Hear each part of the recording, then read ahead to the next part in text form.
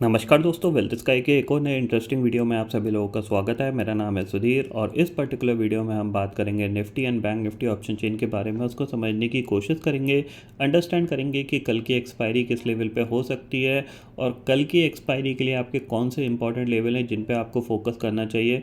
क्या कल एक जैकपॉट ट्रेडिंग बनेगा, नहीं बनेगा, इस चीज़ को हम समझने की कोशिश करेंगे। तो जल्दी से इस वीडियो को स्टार्ट करते हैं। तो फाइनली दोस्तों, मैं आ गया हूँ ऑप्शन चेन डाटा पे और यहाँ पे हम समझेंगे कि निफ्टी का ऑप्शन चेन डाटा कैसा बना हुआ है और साथ ही साथ हम अंडरस्टैंड करने की कोशिश करेंगे कि कल की एक्सपायरी किस लेवल पे हो सकती है। बट उससे पहले बात करते हैं मार्केट एट 11 के वीडियो की। मार्केट एट 11 के वीडियो में मैंने आपको एक ट्रेड बताई थी और काफ़ी लोगों को उसमें प्रॉफिट मिला है क्योंकि छोटे टारगेट है मिल रहे हैं आज के दिन में। कोई ज़्यादा बड़े टारगेट नहीं है। मैंने आपको क्लियरली बोला था कि अगर ये लेवल क्रॉस होता है तो आप बाय कर सकते हो। आपको डे हाई और ये जो कल का हाई था ये आपको टारगेट मिल सकता है। तो एग्जैक्टली इसने यही कल का जो टारगेट था वो हिट हुआ। इस सिनेरियो में अराउंड 18,400 की कॉल और 18,500 की कॉल में काफ़ी अच्छा प्रॉफिट मिला था। ये चीज़ है। उसके बाद मार्केट पूरा साइडवेज चला गया और फिर एंड ऑफ द डे में प्रॉफिट बुकिंग के साथ यहाँ पे एग्जैक्टली जहाँ लास्ट क्लोजिंग आई थी उसी के पास दोबारा से क्लोजिंग आ गई है। 6 पॉइंट ऊपर निफ्टी क्लोज हुआ है। सेम चीज़ बैंक निफ्टी आप देख सकते हो। मॉर्निंग में ये एक ट्रेड थी। मॉर्निंग में ये इसने अपने हाई को क्रॉस किया था। अराउंड आपका 40 टू 550 तक गया और इवन 600 तक गया था। यही 100-200 पॉइंट की ट्रेड अब रह गई है। क्यों रह गई है? क्योंकि विक्स आपका ऑलमोस्ट कहाँ पे ट्रेड कर रहा है? 14-15 के लेवल पे ट्रेड कर रहा है। आप देख सकते हो इंडिया विक्स आज जंप हुआ है 3%, तो करीब 15 के आसपास है। क्योंकि 14 से लेके 15 के बीच का ऑलमोस्ट इसके पास सपोर्ट होता है। तो अब चांसेस हैं कि यहाँ से आगे आने वाले दिनों में यानी नेक्स्ट मंथ से आपको थोड़ी सी वॉलेटिलिटी आपको बढ़ती हुई दिखाई दे सकती है। क्योंकि हम लाइफ टाइम हाई पे ट्रेड कर रहे हैं और ऊपर क्या है, मार्केट वही 20-20 30-30 पॉइंट करके ही जा रहा है। अब कभी भी आपको हो सकता है निफ्टी के लाइफ टाइम हिट लगने के बाद या फिर उससे पहले भी आपको एक ज़बरदस्त सेलिंग देखने को मिल सकती है। यानी एक डिप तो आपको स्ट्रांगली देखने को मिलेगी। अब वो कब मिलेगी ये फ़िलहाल पता नहीं, बट थोड़ा सा आप नज़र रखिएगा। लेवल कौन से टूटेंगे जिन पे आपको नज़र रखनी चाहिए वो भी यहाँ पे मैं बताने की कोशिश करूँगा। बट कल की एक्सपायरी किस लेवल पे हो सकती है इसको भी हमें समझना है। तो जाहिर सी बात है, अगर ऑप्शन चेन डाटा देखोगे आप, देखो 18,400 की कॉल पे करीब 90 लाख का ओपन इंटरेस्ट खड़ा हुआ है। पुट पे कितना है? 68 लाख का ओपन इंटरेस्ट। 18,500 की कॉल पे 86 लाख का ओपन इंटरेस्ट है। 18,500 की पुट पे क्या है? 14 लाख का ओपन इंटरेस्ट है। 18,300 की पुट पे आपको 81 लाख का ओपन इंटरेस्ट दिख रहा है। कॉल पे कितना है? 25 लाख का ओपन इंटरेस्ट यहाँ पे दिख रहा है। अब देखो यहाँ पे अगर आप थोड़ा सा समझने की कोशिश करोगे तो अभी तक मार्केट क्या कर रहा है कि जो भी इम्पोर्टेंट सपोर्ट बनते हैं उनको ये होल्ड करने की कोशिश करता है। ठीक है। अब कायदे से यहाँ पे क्या हो रहा है, ये आपका एक इम्पॉर्टेंट सपोर्ट बना, ये मार्केट ने इसको होल्ड किया। ठीक है। कल मार्केट ने एक ब्रेकआउट दिया था। ठीक है, ये इसका एक ब्रेकआउट था, तो आज मार्केट ने इस लेवल को होल्ड किया है। ठीक है। इसका मतलब ये है कि अगर इसने ऊपर की तरफ हाई को निकालता है तो there will be the maximum chances ये 18,500 की तरफ या फिर 18,550 और 600 की तरफ बढ़ सकता है। टारगेट आपको इतने इतने ही मिलेंगे, यानी 30-30 40-40 पॉइंट के बाद आपको प्रॉफिट बुक करना पड़ेगा और फिर वेट करना पड़ेगा अपनी अपॉर्चुनिटी के लिए। ये चीज़ आप क्लियरली समझ लीजिए। और अगर ये 18,340 के नीचे ट्रेड करना स्टार्ट होता है तो ये एक फर्स्ट नेगेटिव साइन होगा कि फिर ये लेवल्स ब्रेक करने की कोशिश कर सकता है। एक चीज़ हमेशा ध्यान में रखिएगा कि अभी मार्केट क्या है, जहाँ पे सपोर्ट बन रहा है, जैसे ये सपोर्ट बना यहीं से ये रिवर्स कर गया था तो यहीं पे आके इसने सपोर्ट ले लिया। ठीक है ना। सेम चीज़ कल ये एक रेजिस्टेंस था, ब्रेकआउट हुआ तो आज भी इसने इस लेवल पे आके सपोर्ट ले लिया। इसका मतलब ये है कि ये लेवल टूटना नहीं चाहिए जब तक मार्केट ऊपर जा रहा है। अगर ये लेवल टूट गया तो इसका मतलब ये है कि यहाँ पे अब वीकनेस के इंडिकेशन मिल सकते हैं। ठीक है, समझ में आ गया।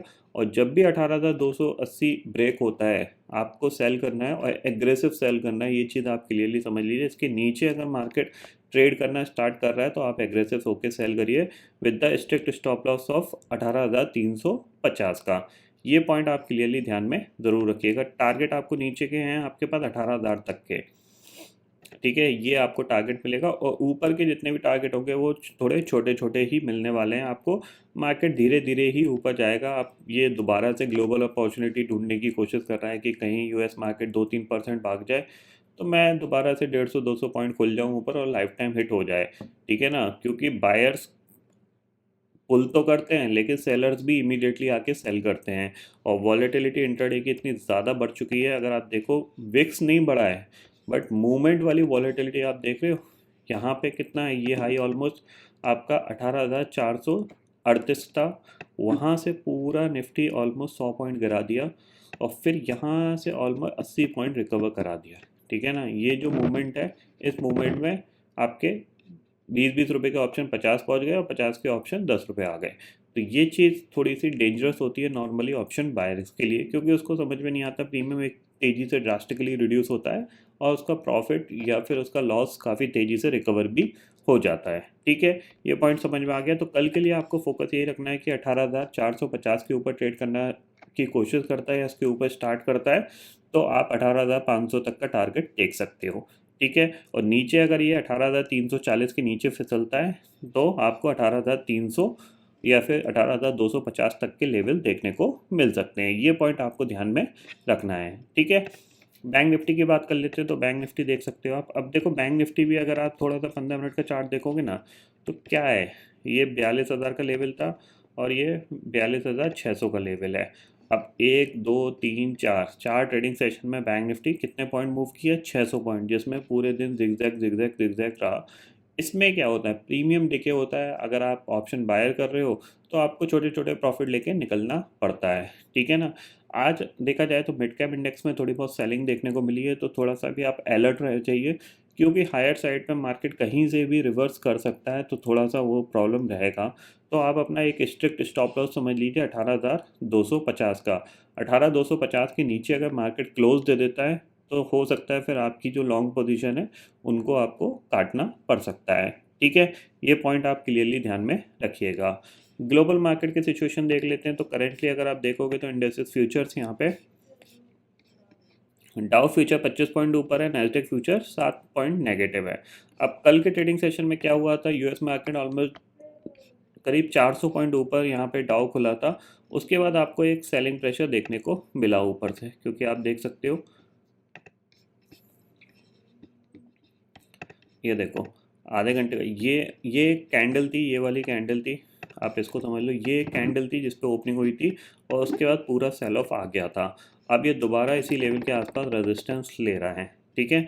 तो हो सकता है कि यहाँ से अब इसका ये टॉप बनने का इंडिकेशन हो और ये धीरे धीरे नीचे बढ़ सकता है। जो 6-7% का मूवमेंट आया है वो हो सकता है डाइल्यूट करने की कोशिश करे, बट फिलहाल विक्स ऐसा कुछ जंप नहीं हुआ है, S&P 500 विक्स, तो हम समझ सकते हैं कि थोड़ा सा ये कंसोलिडेशन और कर सकता है। अब ये भी एक रेंज बना रहा है, ये चीज़ ध्यान में रखिएगा। देखो अगर मैं यहाँ पे इसका डे चार्ट दिखाऊं तो देखो आप, ये दिख रहा है आपको, ये भी एक रेंज बना रहा है, जाहिर सी बात है। अपर साइड पे रेजिस्टेंस ले रहा है, नीचे इसके पास ये सपोर्ट है। अब इस रेंज में या तो ये ब्रेकआउट दे या फिर ब्रेक डाउन दे। अगर ब्रेक डाउन देता है तो नेक्स्ट टारगेट इसके पास है 32,000, और अगर ब्रेकआउट देता है तो ऊपर 34,500 तक का टारगेट आपको देखने को मिल सकता है, ठीक है। अब मार्केट के लिए, अपने मार्केट के लिए ऐसा कुछ खास नहीं बचा है जिसके बेसिस पे हम एनालिसिस करें और अंडरस्टैंड करने की कोशिश।